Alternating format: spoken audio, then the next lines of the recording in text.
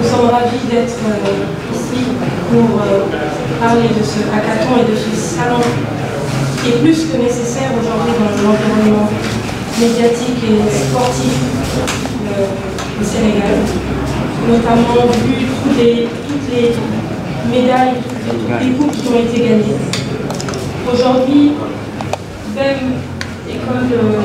Business School, qui est leader dans son domaine,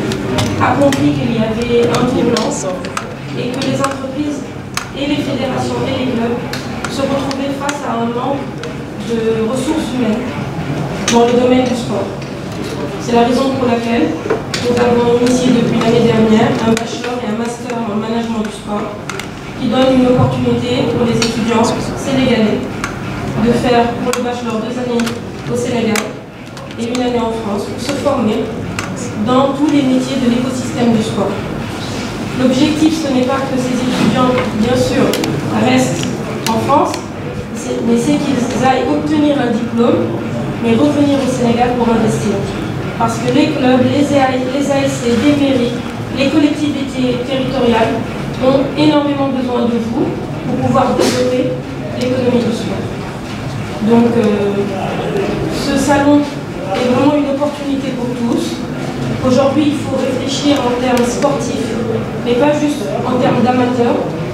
mais en termes de sport business. Aujourd'hui, on parle de sport business et de management du sport.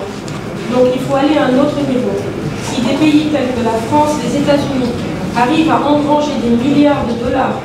dans le sport, l'Afrique peut aussi le faire. Et pour ça, on a besoin de vous pour le mettre en place, notamment avec les solutions innovantes que vous allez mettre en place à travers ce hackathon.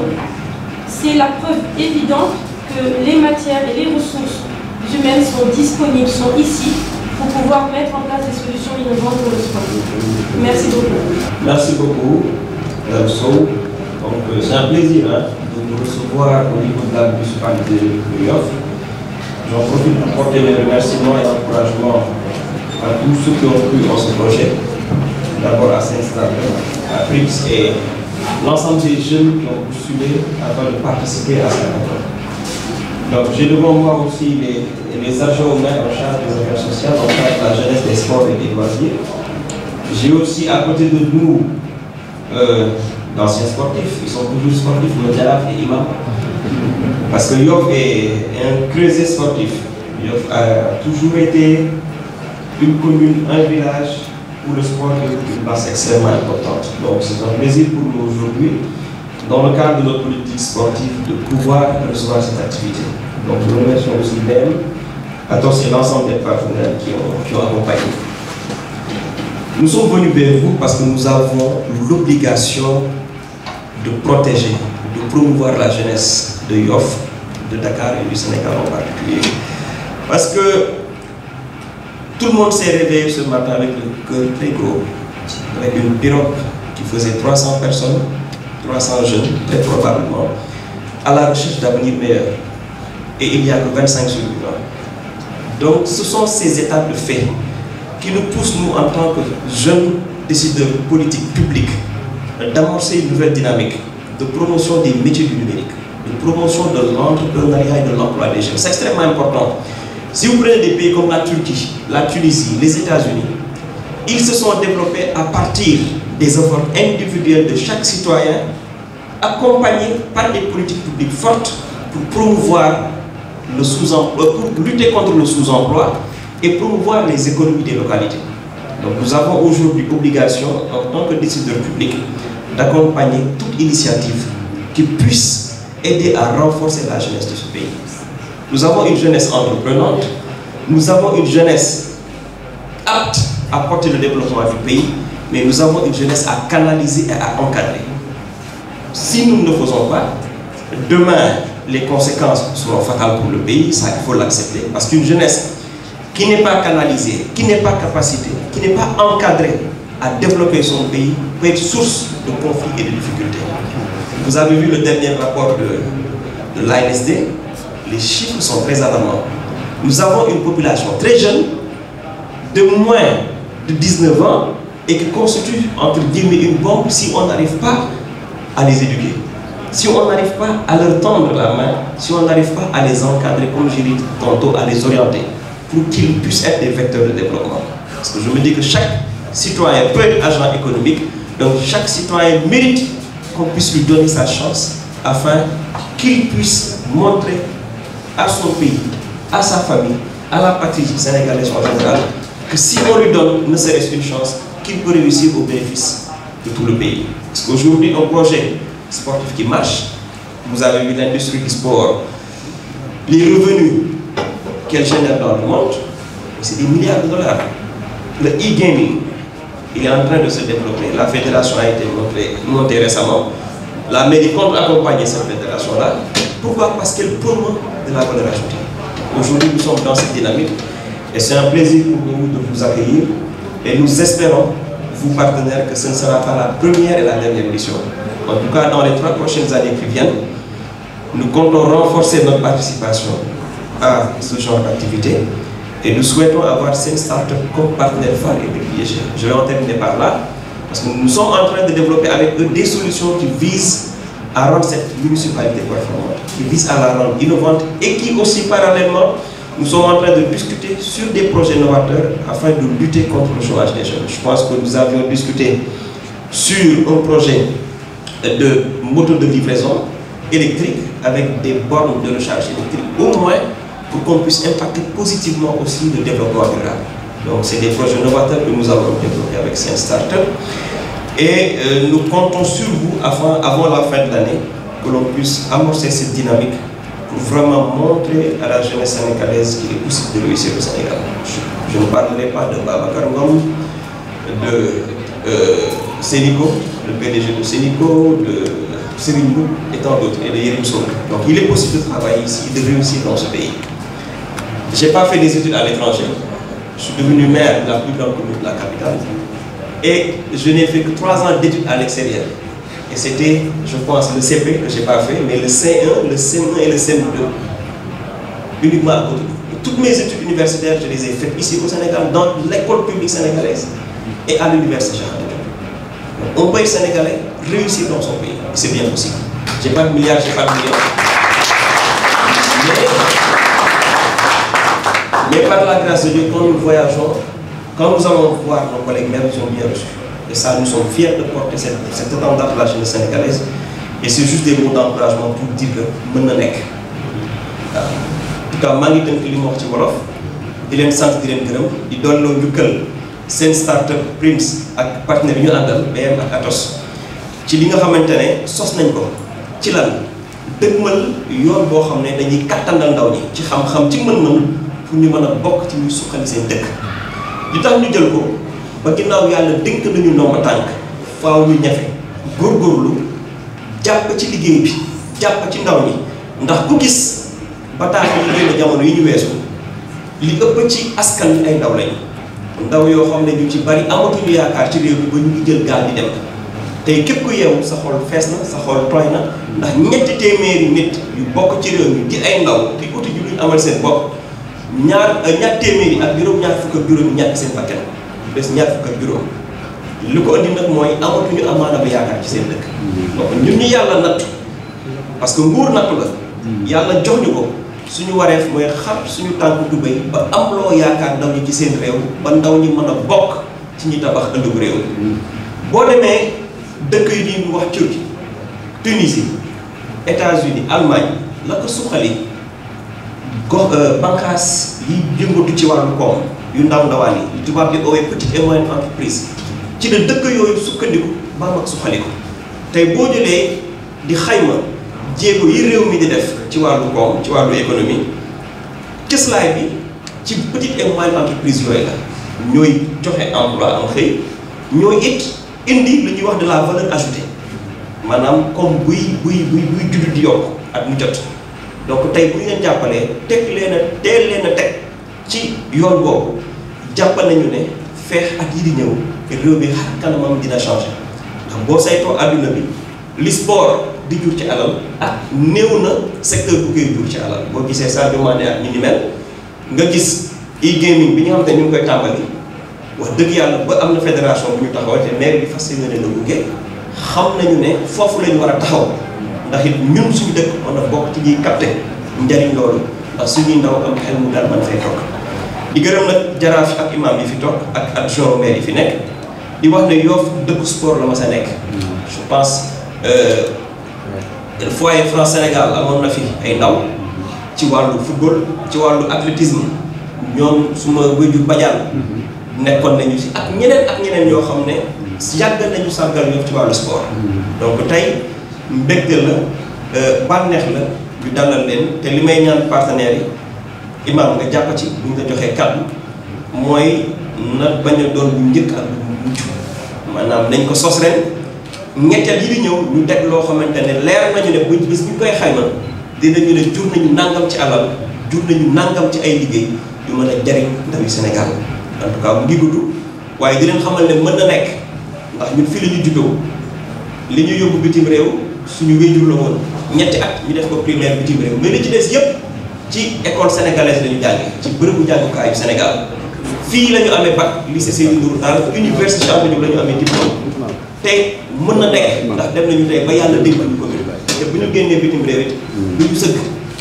xam ne kon ndawi réewu Sénégal yàlla mën nañu kàttanal mën nañu dooleel bu ñu ko gëmee ne mën nañ dëkk ci dëkk bi tedd ci dëkk bi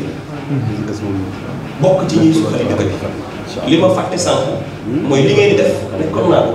bi ma amee fukki at ak juróom benn laa tàmbali liggéey ci entrepreneuriat donc def naa ko doll ci fukki at ak lu nekk di mënal sama bopp di liggéeyal sama bopp ci wàllu mbay ci wàllu yar ak jur ba jural na ma njariñ lu am solo di ko xaw a gàllankoor lu ci bari mooy sama engagement ci politique waaye du tere damay wax xale saa su nekk bés boobu leen ma gisatuleen may xëy ci mairie bi xam ne maa ngi ci tool yi di bay ndax loolu ci liy jur koom ci dëkk bi la bokk di lay mayit ëllëg kenn du la abali gën nan la xoolal fii parce que un jeune aussi c'est l'autonomie, c'est l'indépendance mais c'est aussi le respect envers les anciens et le principe de la citoyenneté que nous devons intégrer ci lépp li nga xamante ne ñu koy def en tout cas loolu moo doon kàddu yi di leen sant di leen gërëm asalaamaaleykum. asalaamaaleykum wa rahmatullahi taala wa barakatuhu mbokk yi teew fii yëpp ñu ngi leen di nuyu kenn ku ci nekk sa tur sa sant di jiital nuyoo bi nag ci ki nga xam ne kii tey moom la yàlla def mu nekk ci boppu maire bi mooy suñu maire toog ngi jàngoo ak yéen dalal leen fii muy Baye Seydi Laye ñu koy sant di ko gërëm di rafetlu aussi gis-gisam di ko nangul ne borom gis-gis bu sori la waaye borom gis-gis bu rafet la moo waral li nga xam ne yàlla dogal na mu gis seen mbir ñi lam ci jëkk xalaat moo di kenn ëpp ko ci cër moo tax mu ñëw d'après li ngeen wax que dafa ñëw envers vous loolu dafay wane rek ne borom gis-gis la te li ñuy séntu si moom it saa su ne mu ngi feeñ ci ay doxalinam kon monsieur le maire ñu ngi lay gërëm ci loolu bu baax ndax loolu wax dëgg yàlla moom la ñu xaar ci yow kàddu gi nag ngant laa ci mënul joxe mënuma ko jox monsieur le maire mais mënuma ko aussi jaraaf Papa Diagne Dièye imam parce que fu jaraaf daje doon imam di jaraaf bu ñu waxee kàddu rek doyoon na sëkk mu yëkkati ko mais ci mbaaxam ak woyefam ak rafetal ànd moo waral mu déy ma lim ma déy na ma jógal jàkkaarloog ñoom bon imam maa ngi lay nuyu jaraaf maa ngi lay nuyu di la ziar suñu taxawaay fii nag dafa rafet ngeen xam lu waral ñu taxaw fii ndax ki nga xam ne mooy suñu maire di Baye Seydi di maire commune Yoff mën nañu wax pour ñu bañ a ëppal mën nañu wax à 80% dëkk bi moom la ñu àndal rafetlu liggéeyam rafetlu taxawaayam gisit li nga xam ne mu ngi koy def ci dëkk bi loo xam ne dañ ko doon séntu lu yàgg yàlla dogal bi mu ñëwee loolu yëpp am ko dañuy yomb dana koy digle ba mu sotti mu ñëw donc li ñuy wax ñu ngi koy yëkkati si cadre au conseil des notables de Yoff te au conseil des notables de Yoff nag bu ñu désigné kenn rek représenté na Yoff yëpp donc bu fi imam Jaraaf Papa Diagne nekkee man ma nekk fi en tant que jaraaf Mamadou Seck ñu gën ma xam si turu Modou Seck di porte parole au conseil des notables dañ di xam ne donc Yoff yëpp ñu ngi ànd ak yéen di leen ñaanal li nga xam ne moom ngeen sumb gis ko gis na njariñ la pour la jeunesse de ce pays kenn ku nekk war nga si contribuer ñun alhamdulilah bi nga xamee ne sunu waay doo ci dugal loxoom soññi leen loolu dafa nekk loo xam ne war na leen doy ne loxo yoo ko ni ci biir ren ci seen biir yàlla na daj Sénégal bi yëpp yàlla na daj réew mi yëpp vraiment liñ ci wax yëpp xëy na mënoon na gën a gudd waaye nag temps bi mayewul lu bari xanaa li ci des rek imam wax dëgg yàlla incha allahu rabbi bon nag ñu ngi leen di sant di leen gërëm ci tur Yoff asalaamaaleykum wa rahmatullahi taala wa barakatu.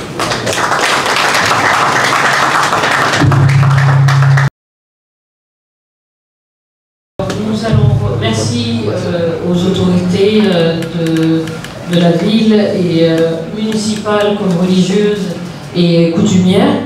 Merci d'être là et de vous intéresser en fait à tout ce que cette commune fait et surtout tout ce qui contribue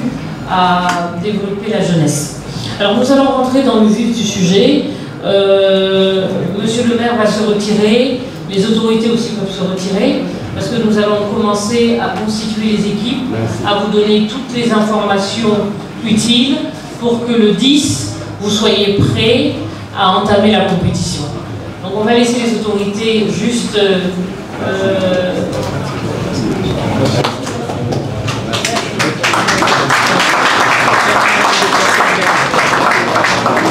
Bonjour à tous, bonjour, nous sommes à la commune de Yoff, précisément à la mairie. Et aujourd'hui, nous avons lancé le hackathon sport du Dakar Sport Summit. Ce hackathon va se dérouler du 10 au 11 novembre ici à la mairie même. Nous remercions Monsieur le maire, Seydina Issa Laye Samb, de nous accueillir, ainsi que tous les conseillers municipaux. Cet hackathon est organisé par Prism et l'agence Prism et Sen Startup. Et le thème principal, c'est promouvoir l'économie du sport, l'industrie du sport, et pouvoir présenter et développer des idées innovantes autour de cette industrie. Donc nous remercions tous les participants. Nous avons 15 équipes qui vont compétir sur 3 challenges qui sont la création de plateformes pour gérer des gros événements sportifs, la gestion des déchets et la billetterie et le contrôle électronique des personnes lorsqu'on est dans de grands événements sportifs. Donc je vais passer la parole à Prism qui va nous dire tout ce qui s'est passé en Wolof. Salam alaikum. Donc ñu ngi commencer par remercier monsieur le maire bu ñu accueillir fii jox ñu opportunité jox ko jeunes yi tamit pour ñu liggéey ci ay li nga xam ne seen passion la parce que sport passion la commencé et que léegi gis nañ ne même léegi y a une partie technique boo xam ne su intervenirul événement yu mag yi nga xam ne mooy am ci àdduna bi gestion bi day xaw a compliqué. Et comme Sénégal léegi ak Dakar particulièrement dafa bokk ci dëkk yi nga xam ne ñooy accueillir compétition yu mag ci yi am ci àdduna bi et que dafay gën di law ambition la boo xam ne Sénégal moom la am di gën a accueillir ay compétition moo tax ñi woo fi ndaw étudiants yi ndaw yi nga xam ne entrepreneur lañ pour ñu wax leen ñu développer ay solutions techniques pour gérer li ñuy wax les événements sportifs mooy ndaje yi am et que donc le 10 la ak le 11 yoo xam ne journée yëpp lañuy dajale fii 24 heures non stop 24 heures chrono yoo xam ne fii la ñuy nekk fii ni ma ko waxee maire Yoff dalal ñu ak conseillers municipaux yëpp ñëw ñu dalal ñu donc muy opportunité pour ndaw yi ñu wane liñ mën compétition la ñu am ay lot yoo xam ne dinañ ko joxe dinañ ko gagné dina am ñetti lot yi dina dem ci 1 million ba 300 000 mais du yem foofu parce que dina am tamit coaching dina am suivi boo xam ne dinañ leen ko defal ba nga xam ne seen projet yi dina mën jur lu weesu njort yi donc bi mooy première édition bi ñi ñaan yàlla ñi dugg ci jàmm génn ci jàmm. Asalaamaaleykum vraiment di am contenté tey wax ci turu maire macha allah la commune de Yoff est vraiment ravie et fière d'accueillir activité bi nga xam te mooy hackathon bi te je pense que c'est une première collectivité locale commune ici à Dakar je pense accueillir ko donc vraiment dañuy am fierté macha allah ànd ak ku ci mel ni Joël macha allah ak le monsieur représentant Prims donc ànd ak ñoom ci liggéey bi donc macha allah gis nañ ne y a plus de 11 équipes macha allah équipe bu ci nekk di am projet aussi bu mu ñëw di war a wane créativité am surtout ci domaine sport et tout donc aussi si équipe yi dañ si noté équipe yoo xam te ne Yoff lañ dëkk donc le maire moom xam nga rek lépp lu muy nekk rek dafay bëgg Yoff di nekk ci kanam donc il a tenu à ce que équipe yoo xam te ne Yoff lañ jógee participer ci donc ñoom tamit war nañ ñëw wane seen màccaayu xel seen créativité et tout donc vraiment c'est encore un plaisir d'être là parmi vraiment nos partenaires les partenaires de la commune seen start-up Prims et cetera macha allah di ñaan yàlla activité bi war a am du vendredi 11 au samedi 12 mais activité boo xamante ne 24 heures du vendredi 10 au samedi 11 muy 24 heures yoo xamante ne non stop la macha allah donc dañu ñaan yàlla mu doon réussite totale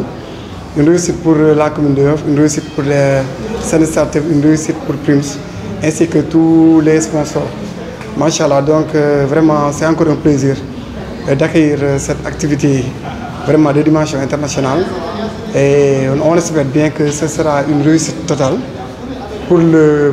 bonheur des jeunes Yoffois et aussi des entrepreneurs de tout le pays, de toute la nation. Merci encore pour vous.